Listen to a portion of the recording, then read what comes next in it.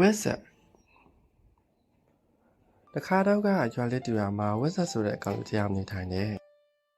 ဝက်ဆက်ကတော့ဟင်းသီးဟင်းရွက်ရောင်ရင်းနဲ့အသက်မွန်ကြောင်ပြူတဲ့သူပေါ့ကွယ်ဝေါငါရမလာအုံနေခင်ခုလို့ရပြီကွာညနေဆိုရင်ခုရမယ်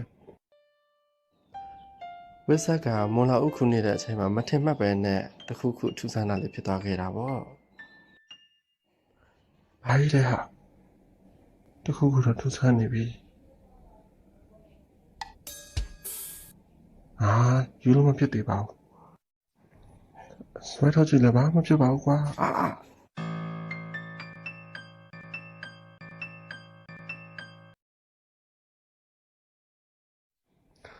ဒီစာအုပ်ကြီးကတခုခုတော့တခုခုပဲကွာထူးဆန်းတာတခုခုဖြစ်နေပေမဲ့သူကတော့မသိသေးဘူးပေါ့ကွယ်ဒီကြောက်ပြလေးအရင်ပိုင်းရှင်ကိုမေးကြည့်ရမလားတခုခုတော့တခုခုပဲ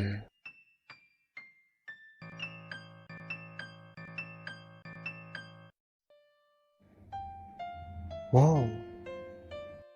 ဒီပစ္စည်းကတာမန်ပစ္စည်းတော့မဟုတ်ဘူးပဲသူ့မှာစွမ်းအားတခုခုတော့ရှိရမယ်ဒီလိုနဲ့ပဲဝက်ဆက်လေးတရားနောက်နေ့မှစမ်းသပ်ဖို့စတင်ပါတော့တယ်ဂါထာရွတ်မှာတော့မဟုတ်ဘူးနဲ့တူတယ်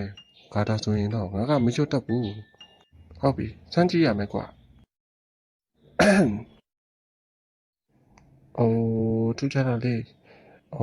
ထူးခြားတာလေးထူးခြားတာလေးဖြစ်လာစမ်းပါကွာဝက်ဆက်တရားအပြောင်းလဲသေးသေးလေးတွေကိုတော့တတိမထားမိဘူးပေါ့ကွယ်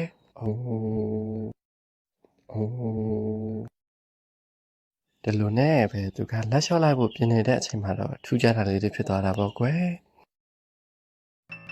စိန်ပွင့်နေတဲ့ကအံ့အံဖို့ကောင်းတဲ့တရက်ကလေးတွေကနေထွက်လာတာပေါ့ဝက်ဆက်တရားလည်းအရန်ကိုပျော်ရွှင်သွားတာပေါ့ကွယ်သူ့ရဲ့လက်ကလေးတွေကိုစိန်ပွင့်အောက်မှာထားလိုက်တာနဲ့စိန်ပွင့်လေးတွေကသူ့အလိုလိုကြွကြလာတာပေါ့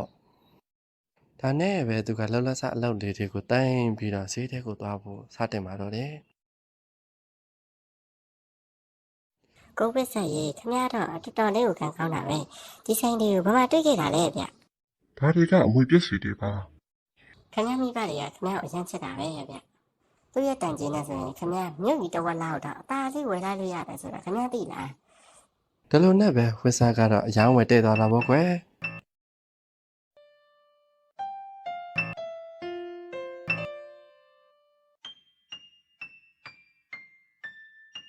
ပတ်ဆိုင်ရလာတဲ့နဲ့တပြိုင်နက်သူ့ရဲ့ဟောင်းနှက်နေတဲ့အင်္ဂလိပ်ကိုတိုက်အိမ်အကြီးဖြစ်သွားအောင်စောက်ပစ်လိုက်တော့တာပေါ့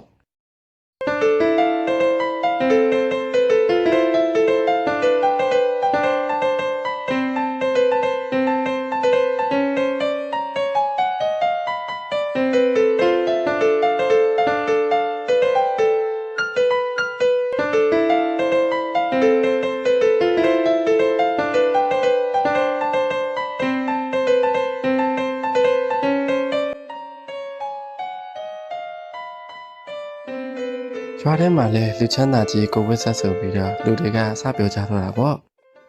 ဟုတ်ပါရှင်ဟုတ်ပါသူလေအရင်ချမ်းသာသွားတာရေတကနဲ့လှစားတော့အကျွေးရလက်ကောင်းတယ်လေဟုတ်ပါတော့ယောဂချင်းအကျွေးရလက်တွေပဲပေါ့ယောဂရင်လက်ကောင်းလက်မြတ်တွေလည်းဆောက်ရှောက်တယ်လေကံကောင်းတာပေါ့သူကလောက်ကကျိုးစားတယ်နော်နေ့တိုင်းတရက်မှမပြတ်ဘူးသူ့ရဲ့ကောင်းသလင်းလေးတွေကတော့ရွာထဲမှာမှုန်းနေတာပေါ့ကွယ်တရက်ရောက်တဲ့အခါမှာတော့သူကစိတ်ထဲကနေတူတူချာချာအကြံလေးတစ်ခုကိုစဉ်းစားမိဖို့အကြောင်းဖန်လာပါတဲ့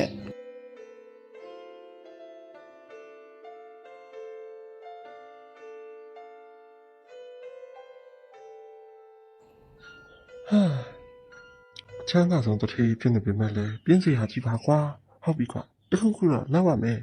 ကြောက်ပြလေးကိုထောက်ပြီးတော့နောက်ထပ်ဆုတစ်ခုထပ်တောင်းရမယ်ကွာ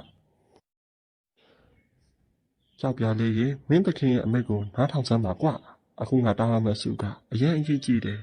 သူတောင်းလိုက်တဲ့ဆုကတော့တခြားဆုမဟုတ်ပါဘူးသူနဲ့အတူတူတသက်လုံးနေထိုင်မဲ့ကျင်ရတော်လေးတယောက်ရရှိဖို့ပါပဲဝက်ဆက်တယောက်နောက်ဆုံးမှာတော့သူ့ရဲ့ဇနီးအဖြစ်လက်ခံရမယ့်လူကိုတွေ့ရှိသွားပါတော့တယ်